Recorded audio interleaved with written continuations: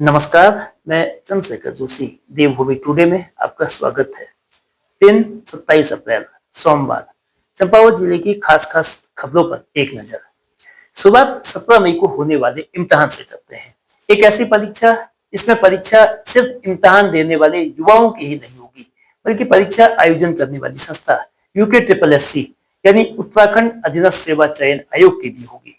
दरअसल पिछले साल 21 सितंबर को हुई सीजीएल यानी कि कंबाइंड ग्रेजुएट लेवल एग्जाम जो था, पेपर लीक के आरोपों के बाद निरस्त कर दिया गया था और अब यह परीक्षा 17 मई को चंपावत सहित उत्तराखंड के विभिन्न केंद्रों में आयोजित की जा रही है। इस परीक्षा को पूरी तरह से नकल मुक्त, निष्पक्ष और पारदर्शी तरीके से कराने के लिए आयोग ने कमर कस ली है। नकल रोकने के लिए आयोग इस बार परीक्षा केंद्रों में जैमर और सीसीटीवी अनिवार्य रूप से लगा रहा है। बायोमेट्रिक उपस्थिति के साथ ही हर केंद्र की निगरानी एआई यानी कि आर्टिफिशियल इंटेलिजेंस आधारित कंट्रोल रूम से की जाएगी। परीक्षा से एक दिन पहले 16 मई को सभी परीक्षा केंद्रों में मॉक ड्रिल भी होगा। आज चंपावत कलेक्ट्रेट में यूके ट्रिपल एससी के अध्यक्ष जीएस मथुरिया ने तैयारियों को लेकर दिशा निर्देश दिए। अच्छा काम आप करते हैं, आपके शिक्षा अधिकारी और आपके जिले मजिस्ट्रेट और आपको मेहनत करते हैं। इन्फॉर्मेशन समय से मिलती है तो हम लोग का तैयारी करने में हमको आसान रहता है। सूचनाएं जो आती हैं वो समय से आ जाती है तो तैयारी करने में आसान होता है। बैठक में आयोग के द्वारा अधिकारियों एवं कर्मचारियों के लिए बनाई गई नई एसओपी स्टैंडर्ड ऑपरेटिंग प्रोसीजर के तहत सुरक्षा, पारदर्शिता और निगरानी के सख्त प्रावधानों को लेकर चर्चा हुई। थोड़ा सा हम लोगों ने नई एसओपी बनाई है और हर लेवल पे सेक्टर मजिस्ट्रेट हों, पर्यवेक्षक हों, केंद्र व्यवस्थापक हों, उनके काम को और बेहतर करने के लिए क्या क्या चीज़ें बेस्ट हो सकती हैं वो हम लोग कर रहे हैं। और इसके साथ ही हम लोग एआई बेस्ड सिक्योरिटी ऑडिट कर रहे हैं और लाइव सीसीटीवी का भी हम लोग अपने कमीशन के कंट्रोल रूम में बना रहे हैं ताकि सेंटर की सारी एक्टिविटीज़ हमको मिले। इसके साथ ही हम लोगों ने जो जनपद वाइज जो कुछ इस तरह के लोग हैं जो पहले प्रकाश में आए हों, जिनकी गतिविधियां बहुत संदिग्ध रही है, उनकी लिस्ट भी हम लोगों ने शेयर कर रखी है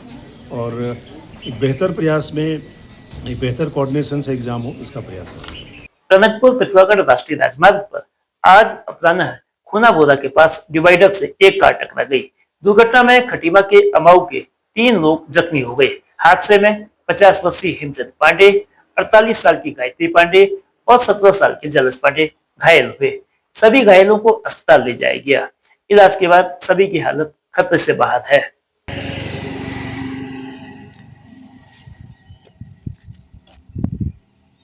रोडवेज कर्मचारी संयुक्त परिषद ने टनकपुर डिपो में सहायक महाप्रबंधक संचालन की कार्यप्रणाली का विरोध किया है। आज 27 अप्रैल को इन कर्मियों ने धरना प्रदर्शन कर नारेबाजी की। आरोप लगाया कि टनकपुर के सहायक महाप्रबंधक के क्रियाकलापों से डिपो को आर्थिक रूप से नुकसान हो रहा है। कहा कि निगम की 11 बसें जो ऑफ रोड हैं, उनको ऑन रोड नहीं करने से सितंबर 2025 से अब तक करीब 4 करोड़ 91 लाख रुपए का नुकसान हो चुका है। साथ ही इन ऑफ रोड बसों के टैक्स भरने से 7,18,000 रुपए और नुकसान हुआ है। वहीं एजीएम के.एस. राणा ने तमाम आरोपों को खारिज किया है। न छीड़ाखाल न गुरेली उप तहसील का मुख्यालय होगा किमतोली। जी हाँ, पुल्ला गुमदेश उप तहसील के मुख्यालय में फिर से संशोधन किया गया है। इस संबंध में शासन ने अधिसूचना जारी की है। 15 जून 2015 को पुल्ला गुमदेश की 41 ग्राम पंचायतों की 35,000 की आबादी के लिए पृथक उप तहसील की राजज्ञा जारी हुई थी, लेकिन उप तहसील का संचालन 14 जुलाई 2022 से शुरू हुआ था। शुरुआत में इस उप तहसील का मुख्यालय छेड़ाखाल बनाया गया था, जिसे बाद में संशोधित कर किमतोली के राजस्व गांव गुरेली कर दिया गया था और अब इसमें एक और संशोधन हुआ है। फिलहाल ये उप तहसील किमतोली में ही चल रही है। कांग्रेस आज सड़क पर थी। जिलाध्यक्ष चिराग सिंह फतेयाल के नेतृत्व में पार्टी कार्यकर्ताओं ने 3 मांगों को लेकर चंपावत के गांधी चौक में धरना दिया। मुख्यमंत्री राहत कोष में कथित घोटाले की जांच, 33% महिला आरक्षण तत्काल लागू करने और आंगनबाड़ी वर्कर्स की मांगों को पूरा करने की मांग की गई।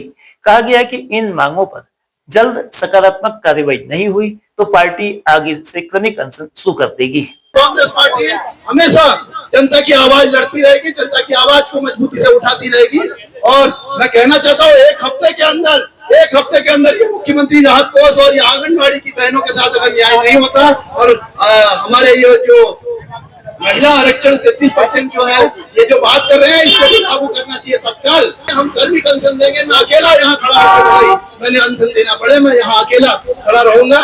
लेकिन मैं कहना चाहता हूँ ये बिल्कुल छलावा है, ये चोरी है, ये मक्कारी है और ये जवाब पूरी जनता देगी 2027 के चुनाव में। चंपावत में हुए जनता मिलन कार्यक्रम में 42 शिकायतों का निस्तारण किया गया।